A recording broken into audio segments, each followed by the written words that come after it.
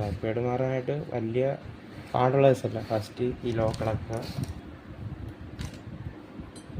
ഇതിൻ്റെ പൊസിഷൻ കറക്റ്റായിട്ട് തന്നെ നോക്കണം. ഇങ്ങനെയാണ് പൊസിഷൻ ലോക്കാവുന്നത്.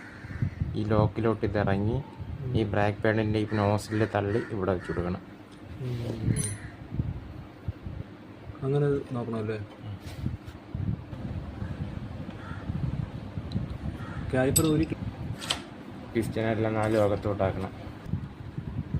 അല്ലേ? നമ്മുടെ ബൈക്ക് കിട്ട സെയിം സാധനമല്ലേ? കുഴപ്പമില്ലാത്ത സാധനമല്ലേ?